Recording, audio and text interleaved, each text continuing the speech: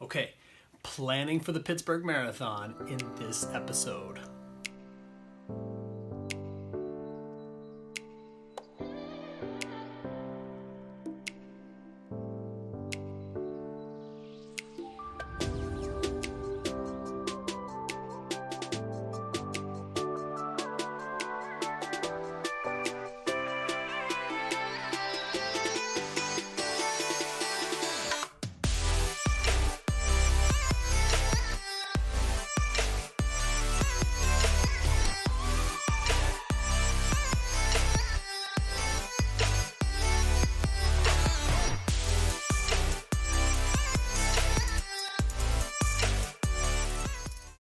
So what you just saw in that video there was my attempt at planning for this marathon. I gotta be honest with you, it's exhausting to kind of wrestle with the activities, but it was certainly rewarding. The fact that I got to plan it made me feel a little bit more confident.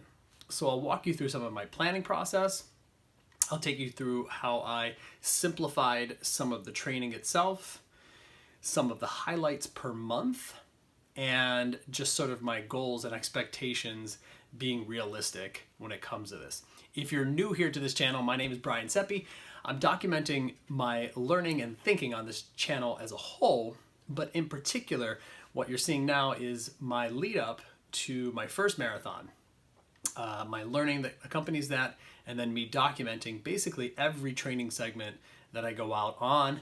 I will document some of my thinking, some of the training, and put it all here so that I can eventually someday look back, learn from this material, and then maybe leave something for my kids to look back on too. So here we go, let's dive in. The first thing that I had to come to grips with was there's a lot of information out there. There are training plans from Hal Higdon. If you type in first marathon training plans, there's beginner, novice, novice 1, novice 2, advanced. It's hard to tell where you fall. What I basically used was the realistic schedule that I have as a teacher and as a father of 2 and as a baseball coach, and the list goes on and on and on. And I just applied for another position as another baseball coach, but leave that aside. My point in saying that is you have to figure out where all of these training plans fit into your lifestyle. So that's what I did. I mapped out essentially what I think is plausible. I have it here in front of me for this lead up to the marathon, being respectful of my schedule. The first thing that I had to do was get clear on the types of runs that I'm going to do. So I'll explain that process. The first one, and if you've watched anything in this channel, you know I've been doing a little bit more heart rate training or zone 2 training, which has been building my aerobic capacity and keeping me a little bit more efficient. So one of the things that I do is realizing that I'll run these aerobic runs, as I call them, at 75 to 85% of my max heart rate. Try and stay in that zone between 137 to 145. Yes, teachers like to use icons and different kind of fonts. The other thing that I had to get comfortable with in reintroducing it lately has been speed runs. All right, now here's how I simplified speed runs. I do not have access to a track. I do, but it's a little bit of a drive, and I don't want that to become the excuse for not getting these speed runs in. I am a road runner. It sounds really funny when you say road runner. But I'm a road runner in the neighborhood, and I am going to use a style of running that I've learned about. And if I find the link, I'll put the link here to the running channel. I thought she did a wonderful job of explaining what a fartlek is. Fartlek, I can hear you laughing. Fartlek runs. The term for that is basically, these are just sort of speed burst type runs. I believe it derives from a Swedish term. But it basically is giving me a little bit of freedom, okay? And what I mean by that is if I go out on interval runs and I am trying to commit to, 100-meter repeats or whatever, these interval runs are, I feel like it will just slow down my progress and my thinking. A fartlek run, on the other hand, will allow me to have some freedom where I can basically look at a stretch of road in front of me, mailbox to mailbox sort of thinking, or end of street to this end of the street sort of thinking, and say I can burst for speed in that little range there and then slow it back down to an aerobic pace. Simultaneously, I don't feel like I'm boxed into, 6 times, 1 minute repeats or intervals, and I'm kind of giving myself to the span to say, here's the distance that I want to run up to, and I can run with a little bit of a burst and then slow it back down to something aerobic, and I can also get in, between 4 to 7 miles. So that's how I sort of plan the speed portion, and those typically fall on Tuesdays for me. The next one that I have is these race simulations. Now these are basically going to be my long runs, and the reason I put race simulation at the top was because I think I'm going to mix in some of the race pace type things. I can't just go at, I've done some of the long runs lately, and I have kept or maintained a relatively consistent pace throughout, and I think mixing in some faster pace runs, again, and I'm going to give myself a little bit of freedom here, mixing in a few faster pace runs or miles within those long runs. So if I'm going out for a 13-mile run, 6 may be at more of a 9:10 pace, while the other 6 may be at something like a 9:45 pace. But at least giving myself permission to say, what would it be like to simulate sort of a race pace inside of a long run? And as these runs get longer, and I have some long runs on this document, you'll see that it's easy to fall into the trap of just running 13 straight miles at one particular pace and then calling it a day. I think I'm going to basically turn it up, turn it down, and give myself flexibility within those long runs to explore a little bit more about what a race pace might feel like for me. And while I'm there, I should say this. I am not trying to break any records. I am not trying to set a personal best. I don't have a personal best in a marathon. I've only run a half marathon in which I finished at 1:57. Which was good for my first half marathon at 44. Now at 45 years old, I have to rethink this training in a way that is logical. So, and then the final type of run that I'll do are recovery runs, and these are the runs that I want to keep at a conversational pace. I think we all know what that is. So here we go. So as you saw in the sort of time lapse at the start of this video, my planning process was to work backward from May, and May 3rd as the Pittsburgh Marathon, and then work myself backward all the way through April, March, and all the way back to where we are in February here.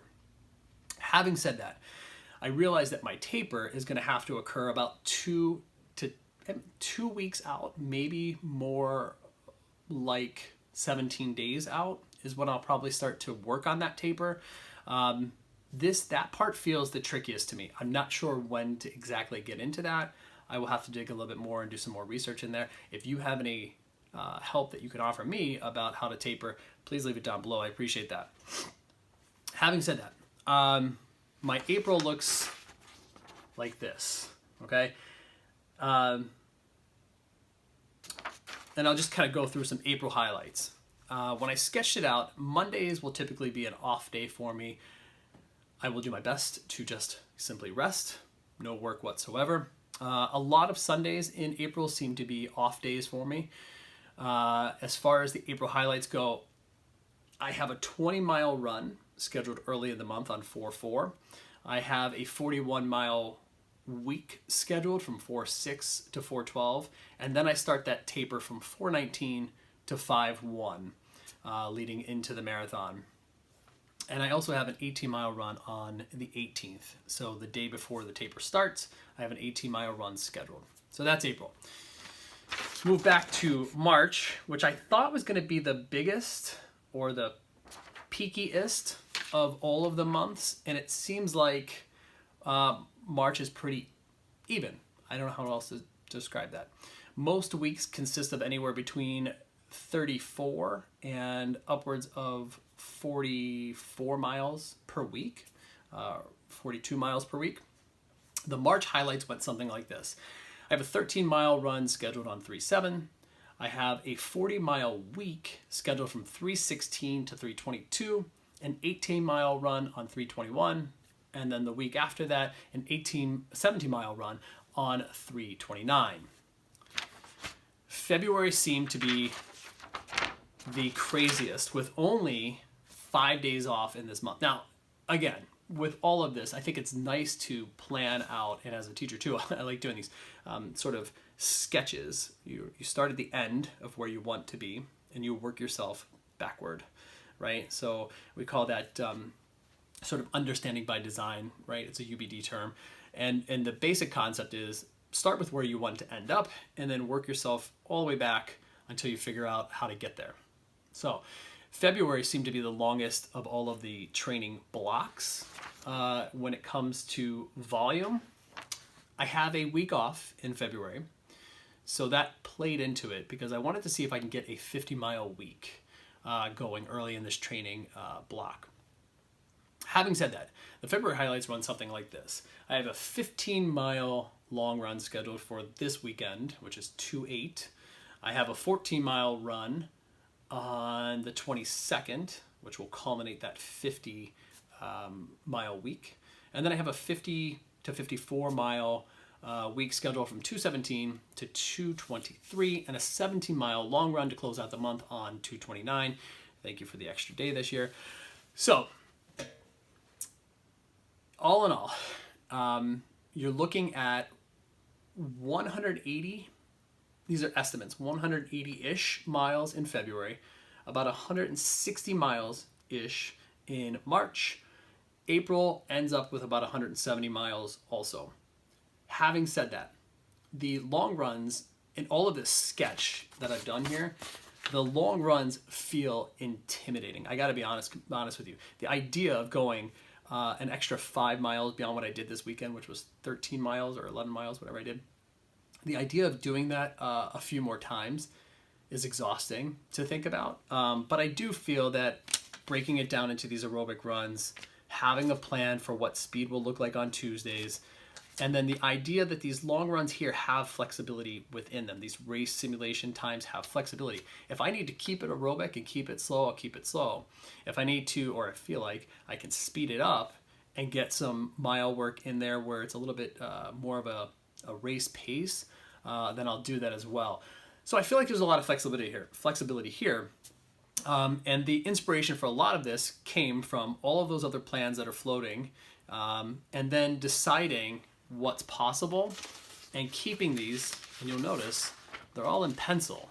And there's a big purpose for that too, is I've got to be realistic between coaching schedules, the idea of night events. Things are going to come up, things are going to get canceled.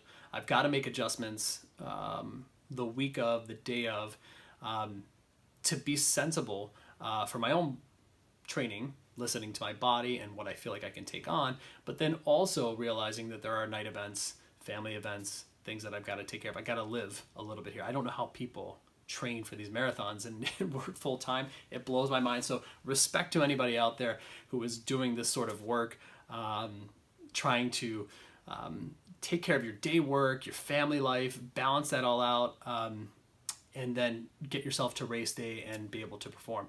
But so that's a little bit about my process. I'll take some shots of the post-it notes that I have for how to break down those particular runs. I will put that in this video here.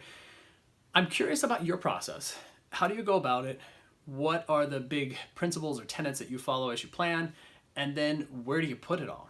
For me, paper and pencil sort of made the most sense. I will drop a lot of this electronically into a Google Calendar for myself so that it pops up on my phone. But I think also allowing myself the flexibility to get it down to become 4 runs. They all fell off there. Get it down to become 4 runs. You know, the types of runs that I want to do, I think simplified it enough where it didn't feel overwhelming. So I'm curious to hear about your process. Take me through it. Let me know what you got. Link me to some videos that you're doing. And as always, I really appreciate you watching, me documenting my learning. I'm just sort of thinking out loud on this channel. I've got some educational videos coming up. If you're not in the educational field or you have no interest, by all means, scroll through those, move on. It's fine. If you're here for some of the thinking that I do when it comes to training or endurance training, I'm happy to hear that too. Or happy that you're here, rather. But understand that I've got to put a lot of stuff out on this channel that is going to be unique and different to sort of my own thinking. But as always, I really appreciate you watching. Thank you so much for tuning into this planning process. Leave me a comment or a like on this video if you understand how hard it is to plan for this and you're doing it yourself. I would love to hear about it. So thank you so much for watching.